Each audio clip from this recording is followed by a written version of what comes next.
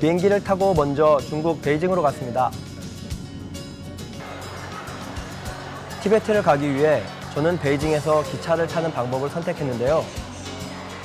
기차를 타면 아무래도 요즘 아이들한테는 좀 힘든 여행이 될 텐데요.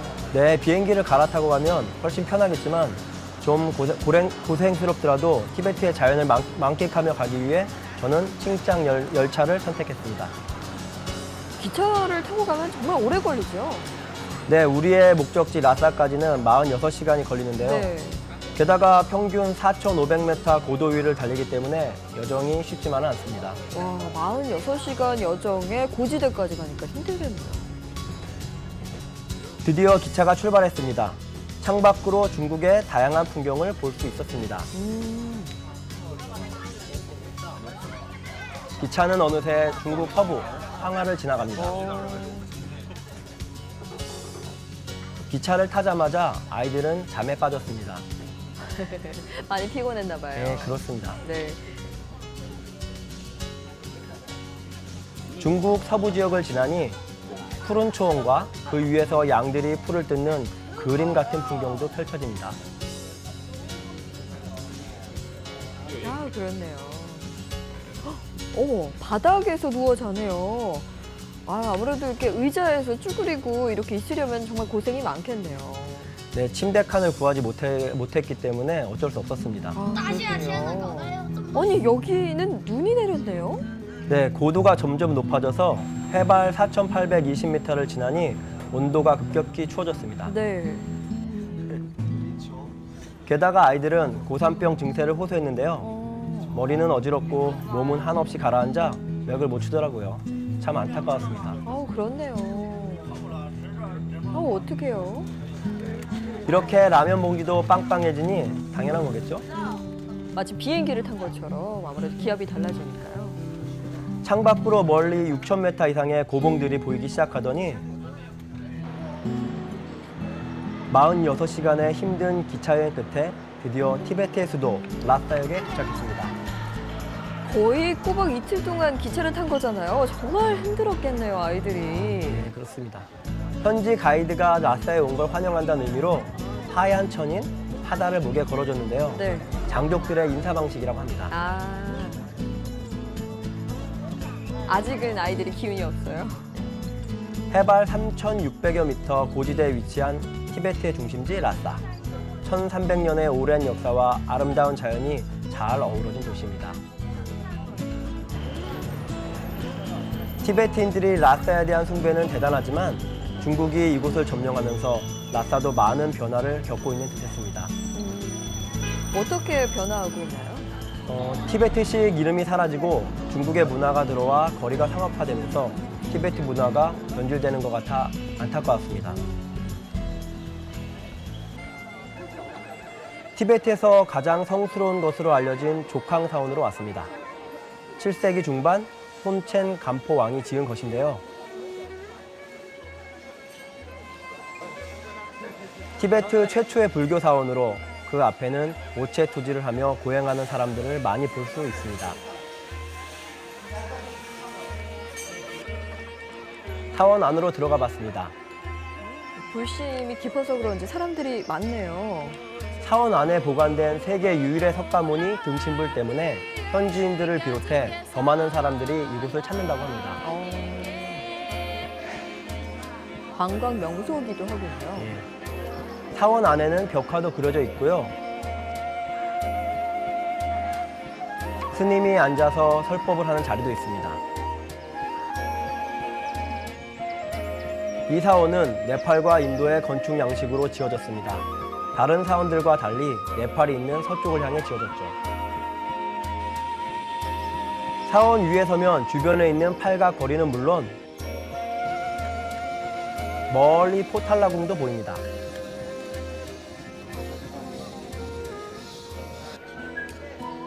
라싸에서 가장 오래된 거리인 팔각거리는 티베트인들의 순례의 길로 알려져 있습니다. 조캉사원을 돌며 성지 순례를 하는 많은 사람들이 이 길을 지나가는 모습을 볼 수 있죠. 여기에서 보니까 하늘이 가깝게 느껴지네요. 팔각거리에는 노점상들도 많습니다. 네. 야크나 양조수로 만든 치즈도 팔고요. 어, 리어커에서 여러 가지 과일들도 팝니다. 다양한 상점들이 줄지어 있기도 합니다. 근데 건물들이 꽤 오래돼 보이네요. 네, 오래된 건물에서 비단이며 티베트의 불화인 탕가도 팔고 있었습니다.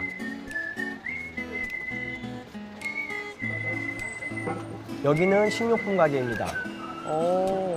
저는 얼핏 방앗간인 줄 알았어요. 건물 위에는 오색 깃발이 나부끼고 있습니다. 티베트 불교의 상징으로 원래는 신성한 곳에 걸지만 복을 비는 의미에서 건물에도 걸어놨다고 합니다. 아, 저걸 보니까 티벳이구나 실감하셨겠어요. 네, 그렇습니다. 이번에는 인력거를 타보기로 했습니다. 아이들이 직접 흥정을 하면서 부딪혀보게 했는데요. 네. 서툴지만 요금도 깎아 저렴하게 탈 수 있었습니다. 와, 처음 가보는 곳이고 또 언어도 그렇고 했을 텐데 대단하네요. 뭐든 닥치면 다 하게 돼 있으니까요. 네. 무엇보다 아이들에게 그런 기회를 주는 게 정말 중요한 것 같습니다. 강하게 아이들을 키우셨군요. 그렇게 시원한 바람을 가르며 포탈라궁으로 갑니다. 네. 아이들이 모처럼 또 신나 보이네요. 멀리 포탈라궁이 보입니다. 티베트의 대표적인 상징물인데요. 돌산 위에 우뚝 서 있는 모습이 웅장하면서도 강렬합니다.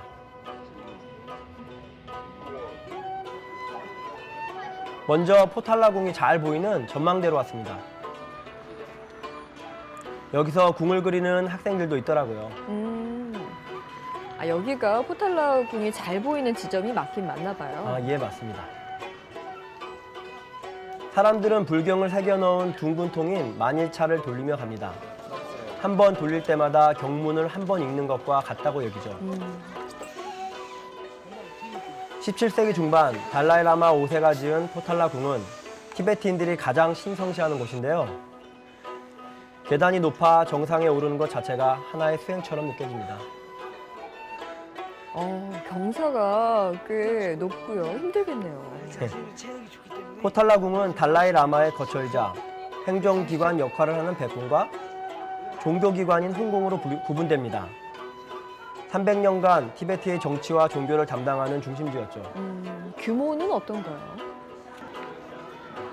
궁전에는 1000개가 넘는 방이 있다고 알려져 있습니다. 하지만 달라이라마 14세마저 몇 개의 방이 있는지 모른다고 토로한 신비의 궁전입니다. 네. 포탈라궁 정상에서는 이렇게 라스타 시내가 한눈에 내려다 보입니다. 다음 장소로 이동하기 위해 버스를 탔습니다. 다양한 교통수단을 이용하셨는데요. 버스도 그럼 아이들이 직접 타고 다니는 거죠? 예, 그렇습니다. 버스를 타고 온 곳은 티베트 박물관입니다. 1959년에 개장한 이곳은 1200여 점의 각종 유물들이 전시되어 있는데요. 唐卡的书买了很多。 티베트의 역사와 문화, 풍습 등을 살펴볼 수 있도록 일목요연하게 정리되어 있습니다. 도깨비 모양의 탈도 보이고요. 어머, 우리의 탈과 비슷한 것 같기도 하고요. 토기도 있네요. 네, 석기시대 토기부터 인근 지역에서 출토된 생활 물품은 물론 티베트인들이 입었던 전통 의상까지 다양하게 전시되어 있습니다. 역시 무언가를 배우려면 또 박물관을 안 갈 수가 없군요.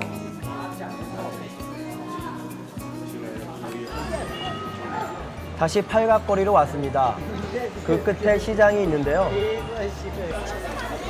마침 양꼬치를 팔고 있더라고요. 아이들이 좀 출출할 것 같은데 사달라고 하지 않나요? 그럼요. 꼬치를 기다리며 바로 자리를 잡고 앉았습니다. 안 사주셨으면 큰일 날 뻔했는데요. 순식간에 없어졌어요. 다 먹었나 봐요. 양꼬치로 배를 채우고 시장 구경에 나섭니다. 마늘에 달걀에 우리의 전통 재래시장과 비슷한 모습이었습니다. 아니, 아직 배가 안 찼나요? 이 배고픈 아이들. 이번에 또 뭐 먹으려고 그러는 거죠? 우리 참외랑 비슷한 하미과인데요. 달고 아주 맛있습니다. 이것도 아이들이 직접 사 먹었습니다. 흥정을 할 수 있어서 더 즐거웠을 것 같네요. 다음 날 해발 4,000m가 넘는 세라우즈 산에 오릅니다.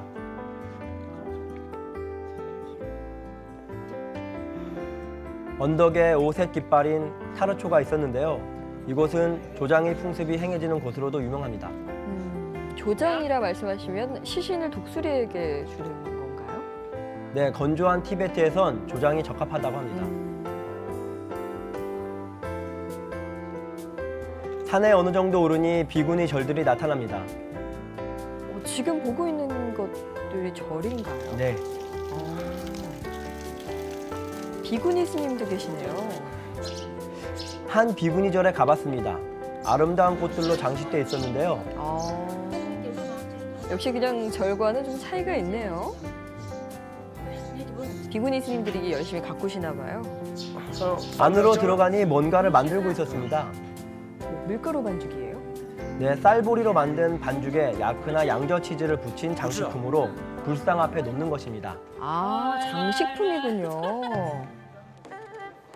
인근에 있는 세라 사원으로 왔습니다. 라싸의 3대 사원 중 하나로 꼽히는 곳인데요. 문답식 토론학습으로 유명한 곳이기도 합니다. 제가 갔을 때에는 100여 명의 승려들이 사원마당에 나와 불경을 외우고 있었습니다. 그 모습이 이색적이면서도 흥미로웠습니다. 처음 보는 풍경이었겠어요. 예. 한 승려의 방에 초대받았습니다. 방이 아담하고 소박했는데요. 저희에게 수유차를 주셔서 함께 마시며 이야기를 나눴습니다. 티베트 사람들이 즐겨 먹는 거죠. 라싸 남서쪽에 있는 티베트 제2의 도시 시가체로 향합니다.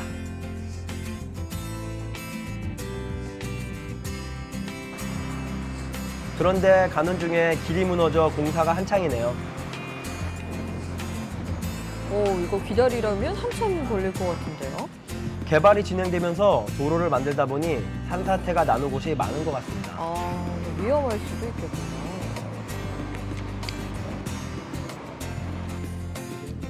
시가체에 있는 타시룸포 사원으로 왔습니다. 이곳에는 티베트 불교 게루파의 2인자인 판첸 라마의 영탑이 있는데요. 티베트인들이 탑을 돌며 그 횟수만큼 작은 돌들을 쌓아놓았습니다.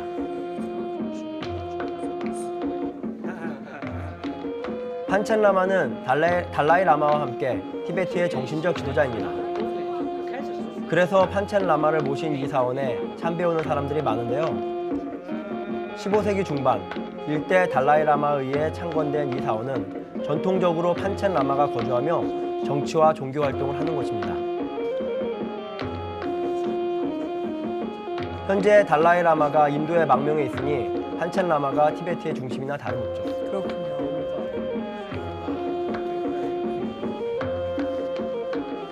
제가 사원을 방문했을 때는 마침 승려들이 불경을 외우는 시간이었습니다. 근데 승려들이 어린데요? 아주 어릴 때부터 시작한 승려들인 거죠. 근데 다들 왜 이렇게 노란 가운을 입고 계신 거죠? 그래서 게루파라는 황무파라고도 부릅니다. 승려들이 모여 경전을 외웁니다. 지각한 승려들은 3번 절을 하고 수업에 참여합니다. 승려들도 무척 많고요. 아까 세라사원과는 또 다른 모습이네요. 네, 그렇습니다.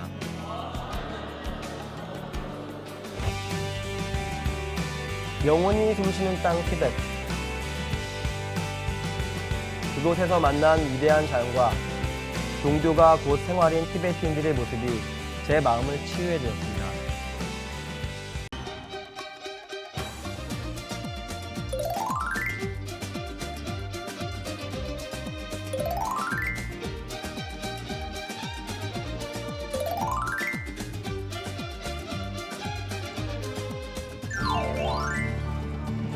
덜컹거리는 산길을 따라 네팔과 티베트 국경에 있는 에베레스트 산 베이스 캠프로 향합니다. 보이는 거 보니까 금방 갈 수 있을 것 같은데요.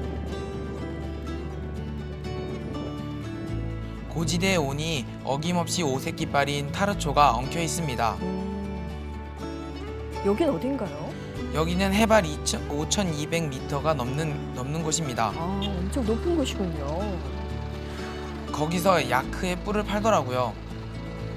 아니 근데 뿔뿐만 아니라 머리도 파는 건가요? 적막한 평원에 인적은 없고 싸늘한 바람만 붑니다.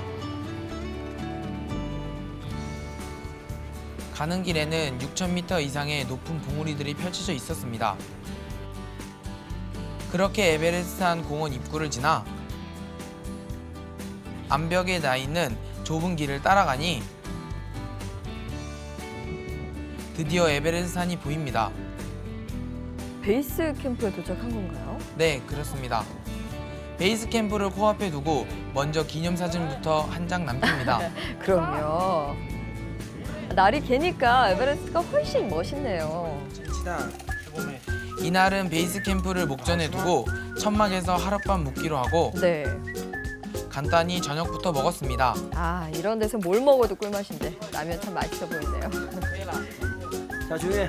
이건 케이크 아니에요? 누구 생일이에요? 네, 한 친구가 오늘 생일이어서 케이크를 준비해 깜짝 생일 파티도 했습니다. 와, 이런 생일 축하는 평생 잊지 못할 것 같아요. 다음날 아침 베이스 캠프에 들어가기 위해 줄을 섰습니다. 이 풍경을 보려고 여기까지 이렇게 힘들게 오신 거잖아요. 다시 길을 떠납니다. 아름다운 유채꽃과 소가 풀을 뜯는 평화로운 모습이 이곳이 수천 미터 고지대임을 잊게 합니다. 네. 웬 텐트예요? 유목민의 거처입니다. 아니, 이 머리에 두르신 건 뭐예요? 결혼을 했다는 표시입니다. 아. 그가 기르는 양의 우리를 살펴보았습니다. 양 우리를 이렇게 돌로 이렇게 쌓아놨네요. 예. 그는 히말라야에서 말마차를 타고 다닙니다. 이렇게 짐을 실어 나르죠. 근처에는 펠코호가 넓게 자리 잡고 있습니다. 그런데 갑자기 날씨가 잔뜩 흐려집니다. 날씨가 심상치 않은데요? 급기야 우박까지 내렸습니다. 어머, 우박이요? 역시 고지대라 날씨가 변화무쌍하군요.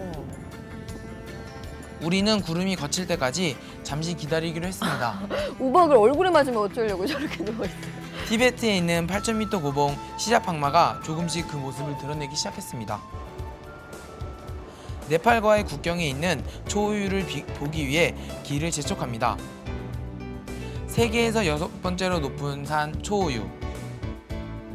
다행히 구름이 걷히면서 초우유까지 모두 볼 수 있었습니다. 아, 참 운이 좋은 여행자네요. 이번에는 티베트 서부 고원에 있는 카일라스 산으로 향합니다. 갈 길은 먼데 가는 중에 소떼며 양떼를 만나 길을 비켜주느라 바빴습니다. 사파리 따로 안 가셔도 이게 사파리네요. 4,500여 미터 고지대로 오니 어김없이 타르초가 펄럭입니다. 그리고 멀리 티베트인들이 우주의 중심이라고 믿는 카일라스 산이 보입니다. 밑에는 티베트에서도 성지로 꼽히는 마나사로바 호수가 있었습니다. 호수의 푸른빛이 참 깊네요. 수많은 사람들이 순례하는 곳이기도 합니다. 저희는 카일라스 산을 도는 코라를 이틀 동안 순례하기로 하였습니다. 이틀간 트레킹하기 쉽지 않을 텐데요. 네, 사실 그렇게 힘든 줄은 미처 몰랐습니다. 알았으면 이렇게 쉽게 용기 내기 어려웠겠죠. 하지만 오체투지를 하는 분을 보니 네. 저는 아무것도 아니더라고요. 조금 가니 언덕에 타르초가 나부낍니다. 돌탑도 쌓아놨네요. 한 번의 코라는 일생의 업을 소멸시킨다고 믿기에 티베트인들은 물론 많은 사람들이 이곳을 찾아 순례를 나서는데요. 네. 모두 인생의 무거움을 벗고 깨달음을 얻고자 하는 게 아닐까 싶습니다. 그렇군요. 일생의 업을 없애기 위해서. 듣고 보니까 이 카일라스 산이 더 신성하게 느껴집니다. 가끔 이런 동물들이 저를 반겨주기는 했지만 강렬한 햇빛을 받으며 먼지 풀풀 날리는 메마른 땅을 걷기란 참 쉽지 않았습니다. 그럼요. 얼마나 고생이 많으셨어요. 그런데 반대 방향으로 도시는 분도 있네요. 예, 저분들은 다른 종파의 사람들입니다. 아, 길은 점점 더 험해지고 저를 비롯해 모두가 지쳐가기 시작했습니다. 어떡해요. 게다가 물도 부족하고 밀가루 빵에 소고기 말린 것 정도로 허기를 달래야 하니 더욱 힘들었습니다. 그렇죠. 한창 힘들 때는 내가 왜 이런 사서 고생을 하나 좀 약간은 후회도 했겠어요? 네, 약간이 아니라 수백 번 후회하기도 했습니다. 네. 그러면서 걸으면서도 많은 생각을 했습니다. 너무 힘들 때는 그런 생각이 들죠. 저녁이 돼서 중간 숙소로 왔습니다. 숙소를 해봐야 천막이 전부지만요. 그래도 반갑죠. 그래도 쉴 수 있다는 게 정말 행복했습니다. 네. 식사는 간편한 라면과 준비한 전투식량으로 대체했습니다. 뭐 이런 데는요, 뭐든 먹을 수 있다면은 다 맛있죠. 그렇죠? 봉지라면. 네. 카일라스는 신의 산이어서 인간은 오를 수 없습니다. 대신 산을 한 바퀴 도는 코라를 하죠. 오를 수는 없고요. 다음날 새벽 길 떠날 채비를 합니다. 그런데 유독 힘들어하던 한 친구가 나머지 여정을 포기했습니다. 가더쇼. 아유, 끝까지 함께하면 좋았을 텐데 그래도 너무 힘든데 무리하지 않는 게 좋았겠죠. 아침이 밝아오자 카일라스 산도 시시각각 그 모습을 달리합니다. 참 아름다웠습니다. 물에 비친 모습도 참 아름답네요. 저희는 다시 걷기 시작했습니다. 끝이 없이 걷고 있습니다. 그런데 바위에 하얀 천이 하다가 걸려 있더라고요. 이게 뭐였죠? 눈을 감고 이렇게 구멍 안에 한 번에 손가락을 넣으면 부모님을 공경할 수 있는 효자라고 합니다. 한 번에 넣으면요. 숨이 턱 밑까지 차오르지만 좀 더 힘을 내봅니다. 한참을 가다 다시 타르초가 나붓기는 언덕에 도착했는데요. 거기서 경문을 뿌리는 분들도 있었습니다. 저희는 이곳에서 잠시 쉬어가기로 결정했습니다. 카일라스 산은 6,700여 미터에 이릅니다. 빙하만 250개가 넘죠. 얼음이 넓게 펼쳐진 곳에 도착했습니다. 여기가 내 침대인 양 아주 대자로 누웠네요. 그렇죠. 그렇게 저는 마음껏 하늘을 감상했습니다. 네. 계속해서 험준한 돌길이 이어집니다. 그런데 바위에 금강생을 바라면서 외우는 온만이 밤매움이 새겨져 있더라고요. 이렇게 바위에 글씨를 새기는 모습도 직접 볼 수 있었습니다. 저렇게 바위에다가 직접 새기시는군요. 아름답고 성스러운 산 카일라스. 이틀 동안 56km에 이르는 카일라스 산 순례를 마쳤습니다. 야, 박수를 보냅니다. 고생 많았어요. 이번에는 티베트 서부에 있는 국외 왕국으로 향했습니다. 아침에 일찍 서둘렀더니 일출을 볼 수 있었습니다. 이 황금빛 일출이네요. 10세기에 세워진 국외 왕국은 지방 정권으로 비교적 세력이 강성한 국가였다고 합니다. 700년 이상 존속하다가 17세기에 돌연 사라졌는데요. 1000년의 시간을 뛰어넘어 찬란했던 세월을 보여주는 그곳으로 들어가 보기로 했습니다. 네. 힘들어. 정말 힘들으셨나 봐요. 황토산 위에 세워진 국외 왕국으로 가는 길은 마치 등산하는 것 같았습니다. 그도 그럴게요. 길도 가파르고요. 험해 보여요. 토굴 안으로 들어가니 내부가 까맣게 그을렸더라고요. 국외 왕국에는 이런 토굴이 800여 개에 이른다고 합니다. 네. 왕실 사람들이 거주하던 황토산 꼭대기로 올라가 봤습니다. 4,000m 고원지대에 위치해 있어 정말 힘들었습니다. 어휴. 진짜 궁금하다. 꼭대기에는 여름 궁전이 있었습니다. 왕이 여름을 나고 그런 곳이었나요? 산꼭대기에 있으니까 아무래도 좀 시원은 했겠어요. 그렇겠죠? 여름 궁전을 나와 황토산 꼭대기로 돌아봤습니다. 还在吗？还是不在？ 잘못 내딛었다간 천길 낭떠러지라 아찔했습니다. 그럼요. 안전장치가 별로 없어서 좀 위험할 수도 있겠는데요. 네, 그래도 그곳에서 바라보는 경치만큼은 제일이었습니다. 야, 깎이고 무너졌지만 흙과 세월이 만들어낸 풍경이 정말 신비롭게 느껴졌습니다. 좋은 구경하셨네요. 이번엔 왕이 겨울을 지내던 동궁으로 가봤습니다. 여름 궁전과 동궁이 비밀 통로로 연결되어 있었는데요. 좁은 굴에서 밧줄에 의지해 간신히 내려갈 수 있었습니다. 오, 참 특이한 구조로 되어 있는데요. 산 밑바닥에서 추위를 피하던 지하 궁전인 동궁은 토굴 형태로 되어 있었습니다. 네. 구경을 마치고 이제 밖으로 나갔습니다. 그런데 공사를 하는 일꾼들이 많더라고요. 국외왕국은 계속해서 보수를 하고 있다고 합니다. 훼손하지 않고 잘 보존돼야 할 텐데요. 이곳은 사람보다 양이 더 많은 곳입니다. 지나가다 보니 유목민들이 있어 잠시 차를 세웠는데요. 자연과 함께 어릴 때부터 이렇게 크는 아이들을 보니까 참 순수해 보이네요. 소는 우리에서 키워지고 있더라고요. 네. 반면 양떼는 도로를 점령하고 있었습니다. 유목민의 텐트를 살펴봤습니다. 천막 안에서 모든 걸 해결하죠. 그래도 엄마와 아이의 모습은 참 행복해 보였습니다. 네.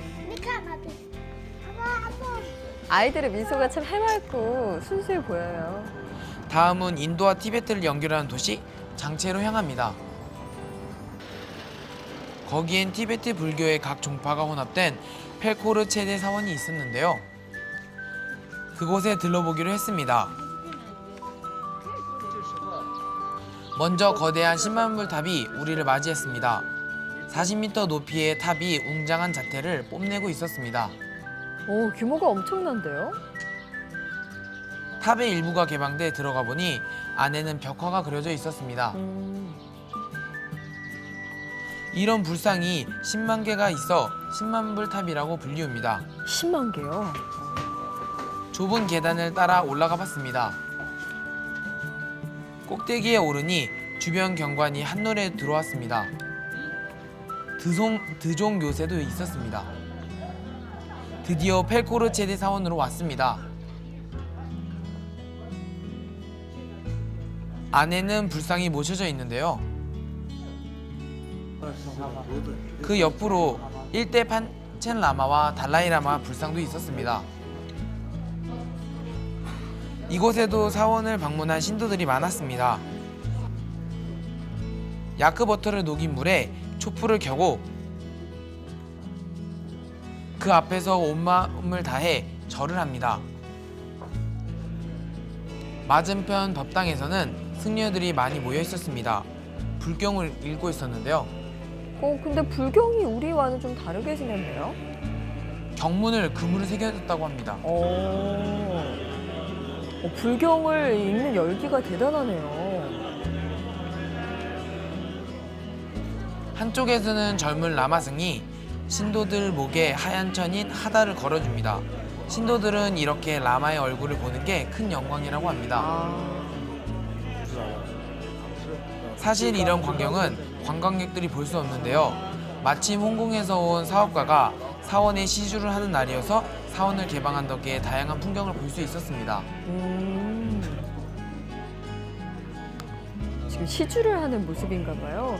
저런 풍경도 보고 여러모로 운이 좋았어요. 다음은 암드록초 호수로 향합니다. 해발 4,200여 미터에 위치한 암드록초 호수는 성스러운 곳으로 여겨지는 곳인데요.